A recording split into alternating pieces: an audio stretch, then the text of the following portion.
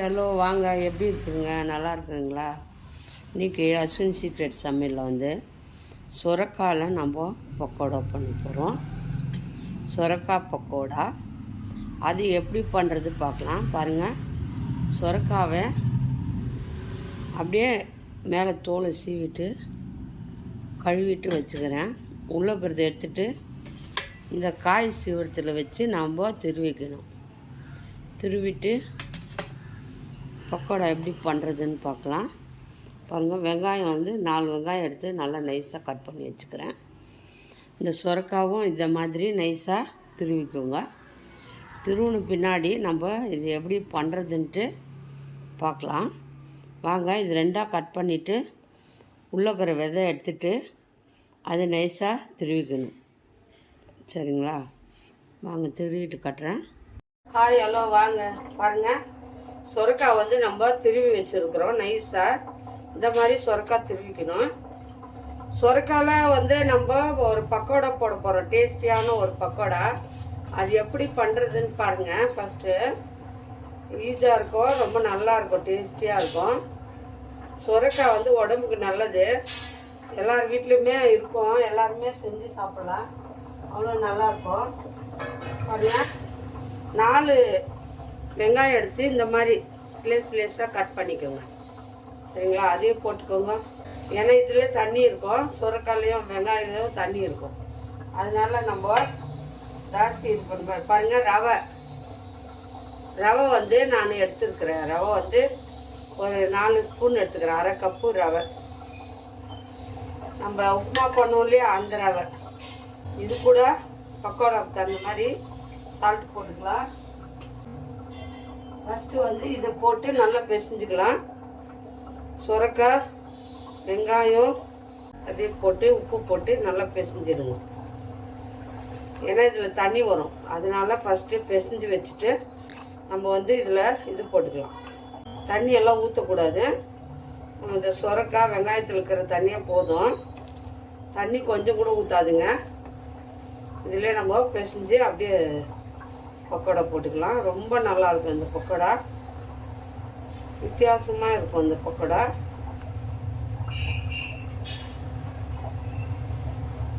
போதும், உப்பெல்லாம் மிஸ் ஆயிடுச்சு. இப்போ நம்ம இதில் என்னென்ன போடலான்னு பார்க்கலாம். ஏன்னா ஒரு மாதிரி நல்ல வாசனையாக இருக்கும், அதுக்காக ஓமம் போட்டிங்கன்னா நல்லா வாசனையாக இருக்கும். 2 கையில் வச்சு நல்லா நிமிட்டிடுங்க. நிமிட்டி போடுங்க.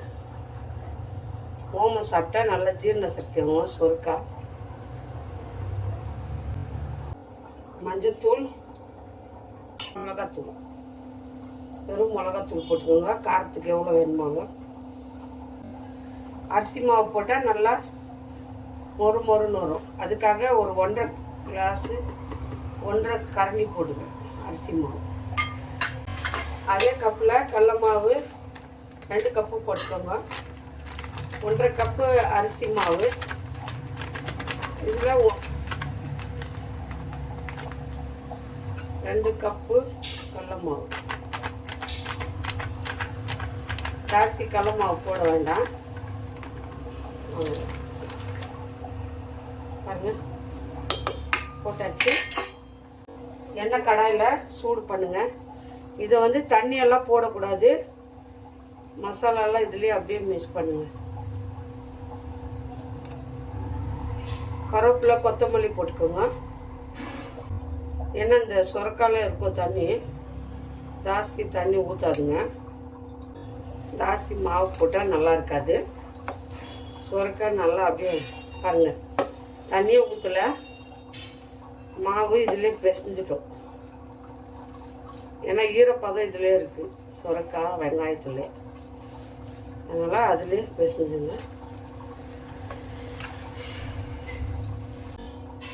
பக்கோடாவுக்கு எவ்வளோ வேணுமோ அவ்வளோ ஆயில் ஊற்றிக்கோங்க.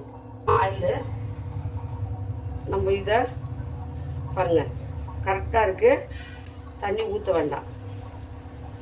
அந்த சுரக்காவும் அந்த வெங்காயத்தில் இருக்கிற தண்ணியாக இருக்குது. ஜாஸ்தி சுரக்காய் தண்ணி ஊற்றுனீங்கன்னா குழப்பம்னு ஆகிடும். இது கரெக்டான பக்குவம். இந்த மாதிரி பிசைஞ்சுக்கணும். சுரக்காய் பக்கோடாக்கு நல்லா ஆயில் சூடு பண்ணி இதில் ஒரு கரண்டி ஆயில் ஊற்றிக்கோங்க. அப்போ தான் நல்லா மொறுன்னு வரும் பக்கோடா. அப்படியே போட்டு எடுக்க வேண்டியதான். அதில் ஒன்றும் இல்லை, ரவை போட்டாலும் ஒன்றும் பிரச்சனை இல்லை. மொறுப்புக்காக தான் நம்ம ரவை போட்டுக்கிறோம். அதெல்லாம் ஒன்றும் பிரச்சனை கிடையாது. அப்படியே கொஞ்ச நேரம் வச்சுருங்க, எண்ணெய் சூடாக வரைக்கும். எண்ணெய் சூடாக இருந்தால் நம்ம எடுத்து போட்டு கொஞ்சம் கருவேப்பிலை போட்டுக்கோங்க. கருவேப்பிலை கொஞ்சம், ஒரு கரண்டி ஆயில், நல்லா சூடான ஆயிலை எடுத்து ஊற்றிக்கோங்க. மொறுக்காக பாருங்க. ஒரு கரண்டி ஆயில் நல்லா சூடாக இருக்கணும். ஒரு 2 நிமிஷம் விட்டு நல்லா மிக்ஸ் பண்ணிக்கோங்க. இப்போ எண்ணெய் நல்லா சூடான பிறகு நம்ம சிம் பண்ணிடணும். ரொம்ப சூடில் போடக்கூடாது, உள்ளெல்லாம் வெந்து வரணும் இல்லையா? எண்ணெய் சூடாச்சு.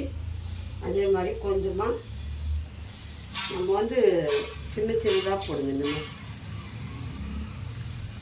ஏன்னா ரொம்ப சூடாக இருக்கக்கூடாது. எண்ணெய் ரொம்ப சூடாக இருந்தால் எண்ணெய் வந்து நல்லா வெந்து வராது, எல்லாம் ஒரே மாதிரி. இந்த மாதிரி எடுத்து போட்டுக்கோங்க. பக்கோடா போடுறோம்னா சிம்லே பண்ணுங்க, ரொம்ப ஆயில் வச்சிடாதுங்க, நல்லா கருகிடும்.